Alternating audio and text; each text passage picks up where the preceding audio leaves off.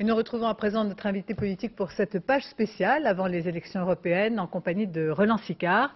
Charles Pesqua, évoquons d'abord la constitution de votre liste. Au début, vous aviez dit vouloir ratisser large et puis briser les clivages gauche-droite.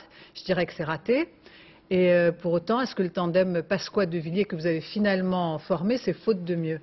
Ah, voilà une question qui m'a déjà été posée de nombreuses fois. Eh oui. Nous verrons seulement le 13 juin au soir si la démarche que j'ai engagée a réussi ou non. Je n'ai jamais attendu sur ma liste ni Hollande, ni Robert Rue, ni Voynet. La démarche que j'avais engagée s'adressait d'abord aux électeurs. Mais vous aviez dit vouloir comptabiliser ensemble leurs voix éventuelles. Nous verrons bien d'où viennent les voix qui se portent sur nous. Alors, si j'en juge par les réactions, je pense que à gauche notamment, il y a un certain désarroi et que nous en profiterons. Est-ce que votre choix, au fond, maintenant, puisque votre liste est quand même marquée à droite, c'est de rechercher éventuellement les électeurs du Front National, qui eux sont pris dans une guerre fratricide entre Maigret et Le Pen, et est-ce qu'il y a des bons et des mauvais électeurs? Non, il n'y a pas de bons et de mauvais électeurs. Les voix ne se pèsent pas, elles se comptent. Et j'ajouterai que la démarche que je conduis est une démarche gaulliste, classique, traditionnelle. C'est une action de rassemblement. Je m'adresse donc à tous les citoyens, quelle que soit leur sensibilité. Encore un mot sur le Front National. Est-ce que vous avez des valeurs communes avec le Front National? Écoutez, vous n'allez pas recommencer, hein. Ça ne m'intéresse pas. Parlons de ce qui intéresse les Français, ça vaudra mieux. Alors parlez-moi de l'emploi, par exemple. On peut aussi parler du numéro qu'ont fait hier les socialistes autour de M. Hollande. Parlons un peu de votre liste d'abord. Oui. Les sondages sont plutôt bons pour vous, on vous donne 12%. Est-ce que votre objectif, c'est de faire plus que Nicolas Sarkozy, par exemple? Quand on est candidat, on essaie de faire le plus possible. Alors je dirais que le jeu est largement ouvert pour nous. Je suis incapable de vous dire aujourd'hui ce que nous ferons. Mais vous avez un objectif chiffré quand même? Oui, entre 10 et 51%. C'est plutôt 51, donc la fourchette est assez large. Le plus possible, deux chiffres en tout cas, on a compris. Le plus possible vers 51. On a bien compris ça. Revenons ou allons plutôt au RPR. Nicolas Sarkozy cette semaine ne vous a pas épargné. C'est son problème. Oui, mais alors moi je veux quand même le citer. Vous seriez à la fois très trop gaulliste, mais au président de la République. Et que lui répondez-vous?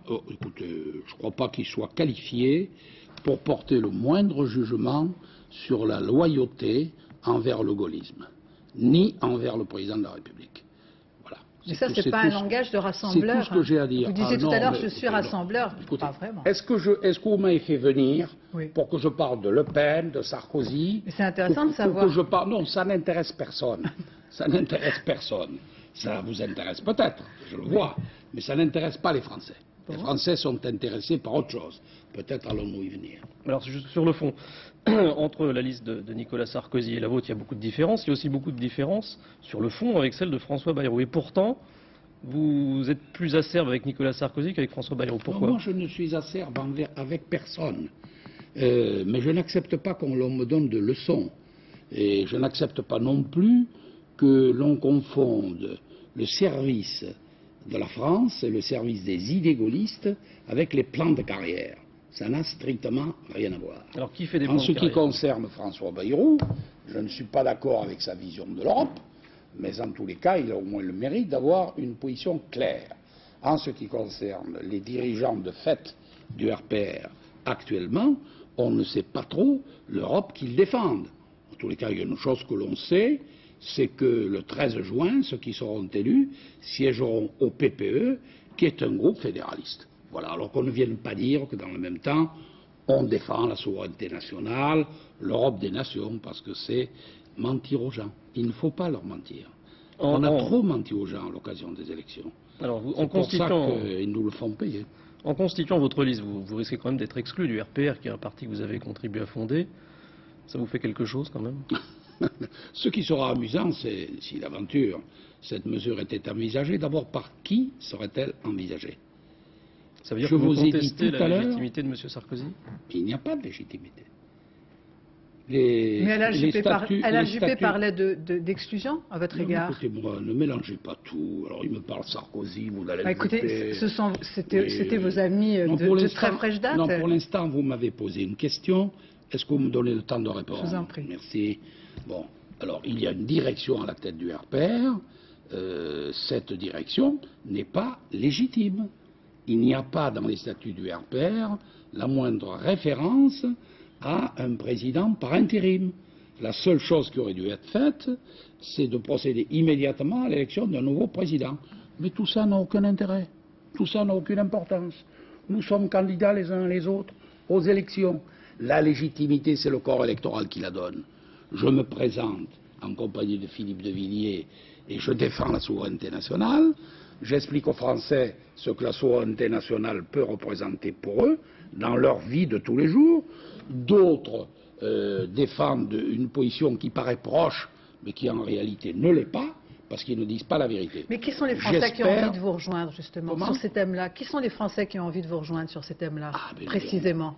Eh bien, écoutez, ça, c'est une question que vous devriez poser aux sondeurs. Voyez-vous, hein, j'ai pas de chance. Parce que c'est 12%, parce que ces 12%, à mon avis, viennent de différents horizons de la société. Il y a sûrement des voix de droite, des voix de gauche, des voix de gens qui probablement avaient déserté les urnes depuis longtemps et qui y reviennent. En tous les cas, ce que je constate, c'est que dans tous les déplacements que j'effectue, en compagnie de Villiers, nous avons énormément de monde. Il y avait 1000 personnes hier soir à Lyon, demain, je ne sais pas combien il y en aura à Brest. Enfin, en règle générale, nous faisons plus de monde que les autres. Et alors, ça a donc bien une signification. C'est que nous sommes intéressants. Bien sûr. Ce que nous disons doit intéresser les gens. Je dirais aussi qu'au passage, vous donnez beaucoup de vous-même, parce que vous avez, par exemple, à la Foire du Trône, ensemble sur un manège avec Philippe de Villiers. Vous aussi à la corrida. À la corrida, oui. Ça, c'est la campagne aussi. Oh, ça, c'est aussi se faire plaisir. Et montrer aux gens qu'on peut faire une campagne électorale sans faire la gueule et sans être triste. Qu'est-ce que vous allez faire après le 13 juin? Est-ce que ce que vous avez fait pendant la campagne, ça d'abord, va... il faudrait me demander ce que je vais faire avant le 13 juin. On en a déjà parlé, mais après, vous allez créer votre... Non, on n'a pas parlé de ce que je vais faire avant le 13 juin. Tous les Français que vous rassemblez, là, vous nous expliquez que vous rassemblez beaucoup de Français. Est-ce que ça va se structurer dans un parti politique avec Philippe de Villiers? Est-ce que vous ferez ça aussi avec Philippe Séguin? Nous verrons Quel est l'avenir de tout ça? Nous verrons bien. Je pense que ces élections européennes seront caractérisées par un certain nombre de choses. La première, c'est un taux d'abstention important. Et la seconde, c'est une désaffection également importante concernant les partis institutionnels. Est-ce que ces partis institutionnels seront capables d'en tirer les leçons et de se rénover? Nous verrons bien. Quoi qu'il en soit, la rénovation que j'ai engagée en ce qui me concerne sera poursuivie. Et ce qui m'intéresse, c'est qu'il y ait beaucoup de jeunes derrière nous, parce que c'est à eux que je compte bien passer le flambeau. Ça veut dire que vous allez faire un parti après les élections? Non, pas forcément, nous verrons bien. Enfin, en tous les cas, on fera certainement quelque chose. Peut-être quand même un mot du président de la République. Oui ou non, il est un héritier du gaullisme? Il est issu d'un mouvement que nous avons créé ensemble pour qu'un jour un gaulliste soit à nouveau à l'Élysée. Il y est. Je ne peux pas dire que tout ce qu'il fait me satisfasse pleinement. Je ne peux pas dire non plus que tout ce qu'il fait me déplaise. Ça dépend des sujets et des questions. Mais le vrai problème n'est pas là. L'important, je crois, c'est qu'il faut que les Français se rendent compte qu'en réalité, on les trompe. Je voyais tout à l'heure sur votre écran cette réunion des premiers ministres, des dirigeants du gouvernement socialiste. Je les entendais dire que leur ambition principale, c'était l'emploi. Il y a 18 millions de chômeurs en Europe. Et jusqu'à présent, les gouvernements européens ont été incapables de prendre la moindre mesure en faveur de l'emploi. La semaine prochaine, il y a un sommet. Alors, nous verrons bien ce que fera le président de la République, il l'a déjà dit.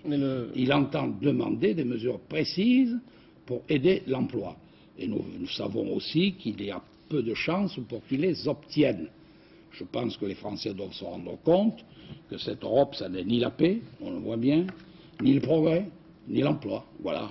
Et est-ce que vous avez l'impression que pour ces européennes, le président de la République a fait ce qu'il fallait pour empêcher la division de l'opposition? Je crois que d'abord le président de la République, à mon sens, n'avait pas à se préoccuper de l'union de l'opposition. Ça, c'est le problème des dirigeants de l'opposition. Le président de la République a pris une sage décision. Il s'est mis en dehors de la mêlée, ce qui est son rôle. Un mot, est-ce que vous irez siéger à Strasbourg? Oui. Et quel mandat vous abandonnerez? Je verrai bien, mais probablement le Sénat. Mais je siégerai à Strasbourg, je serai même président du groupe. Et j'espère que dans ce groupe, il n'y aura pas que les gens issus de notre liste, mais d'autres élus venant d'autres pays, mais qui ont le même sentiment que nous quant à la défense d'un certain nombre de principes concernant les États et leur souveraineté. Merci Charles Pasqua d'avoir répondu à nos questions. Merci. Les festivités de